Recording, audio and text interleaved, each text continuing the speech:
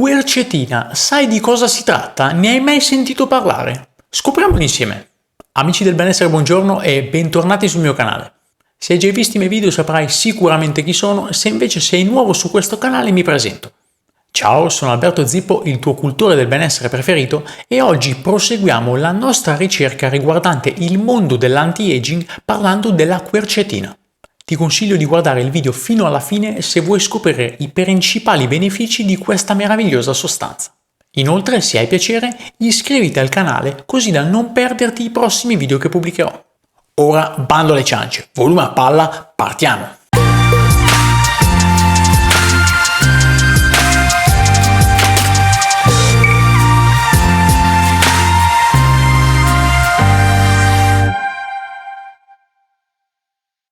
Abbiamo iniziato il nostro percorso alla scoperta dell'anti-aging, o per dirlo all'italiana dell'anti-invecchiamento, parlando della fisetina. Se ti sei perso il video te lo lascio come sempre qui sopra. Oggi invece parlerò della quercetina, altro elemento davvero fondamentale. La quercetina è un flavonoide conosciuto per il suo elevato potere antiossidante e antinfiammatorio. Per questo motivo entra di diritto nella classifica delle sostanze utili per l'anti-aging. È presente in molte varietà di frutta come mele, uva e frutti rossi, e anche in altre vegetali come cipolle rosse, capperi e radicchio. Non tutti i tipi di quercetina però hanno la stessa biodisponibilità. Ad esempio, la quercetina presente nella cipolla viene assorbita meglio dal nostro organismo rispetto a quella proveniente dalla buccia di mela. Le principali proprietà della quercetina, ovvero quelle antinfiammatorie ed antiossidanti, l'hanno portata ad essere sempre più utilizzata negli ultimi anni, anche sotto forma di integratore. Grazie alla sua introduzione, infatti, è possibile ottenere i seguenti benefici: supporto al sistema immunitario, riduzione dei sintomi dell'artrite reumatoide, controllo della glicemia, ma anche prevenzione di malattie cardiovascolari. I benefici sono molteplici.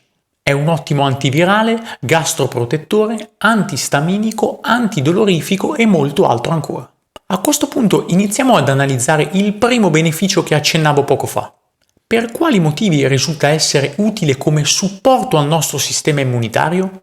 Sono stati fatti diversi studi riguardanti la quercetina e il sistema immunitario e molti di essi hanno dimostrato un'azione antivirale efficace sia in prevenzione che nel corso di una malattia. È stata dimostrata la sua azione positiva nei confronti del virus Zika, nei confronti dell'epatite e molto altro. Questo grazie alla sua capacità di non far entrare il virus all'interno della cellula e di non farlo replicare al suo interno. È utile dunque anche se assunta durante un'influenza già in corso. Altri studi hanno rilevato buoni risultati se assunta in combinazione con la vitamina C. Esito positivo è stato riscontrato anche quando viene associata alla lattoferrina e alla N-acetilcisteina, che troviamo spesso abbreviata con il nome NAC. Passiamo al punto numero 2, ovvero l'utilità nel contrastare l'artrite reumatoide. Vi sono stati diversi studi dove si è riscontrato che le persone che soffrono di artrite reumatoide hanno ottenuto benefici a seguito dell'assunzione di quercetina. Persone che hanno consumato frutta, verdura, noci, semi e germogli ricchi di quercetina hanno beneficiato di una notevole riduzione dei sintomi. Uno studio di 8 settimane su 50 donne affette da artrite reumatoide ha osservato risultati perfino migliori. Dopo l'assunzione di 500 mg di quercetina al giorno, si è vista una significativa riduzione della rigidità e del dolore articolare al mattino e post-attività. Queste donne mostravano anche ridotti marcatori dell'infiammazione rispetto alle pazienti che avevano ricevuto il placebo. Passiamo brevemente al punto numero 3, il controllo della glicemia. La ricerca sull'uomo e soprattutto sugli animali indica che la quercetina possa ridurre i livelli glicemici a digiuno e proteggere dalle complicanze del diabete. È riconosciuta come un ottimo alleato per aumentare la sensibilità all'insulina. Da non sottovalutare il fatto che la quercetina protegga le cellule beta del pancreas, incaricate appunto a produrre insulina. Il prossimo punto è la prevenzione di malattie cardiovascolari. La ricerca suggerisce che la quercetina possa aiutare a ridurre i livelli di pressione sanguigna e offrire altri benefici per la salute cardiovascolare. In uno studio su 92 fumatori, la sola aggiunta di 100 mg di quercetina ha ridotto il colesterolo cattivo, quello LDL, aumentando allo stesso tempo l'HDL, quello buono. In un altro studio condotto su 72 donne affette da diabete di tipo 2, 500 mg al giorno di quercetina hanno ridotto la pressione sanguigna sistolica dopo sole 10 settimane di trattamento. Altro fattore da non sottovalutare, la quercetina rinforza i nostri capillari, migliorandone le pareti e regolandone la permeabilità, senza rendere denso il sangue. La quercetina è infatti conosciuta come uno dei più potenti antitrombotici per eccellenza. Riguardo questo argomento, la quercetina è diventata famosa ai più negli ultimi 3 anni, ma i suoi effetti benefici si conoscono da molto tempo. Basterebbe informarsi correttamente, ma andiamo avanti. Dopo aver visto questi benefici, addentriamoci nelle sue principali azioni, quella antiossidante e quella antinfiammatoria.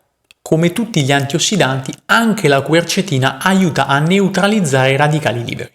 I radicali liberi sono molecole che possono causare stress ossidativo quando i loro livelli diventano troppo alti.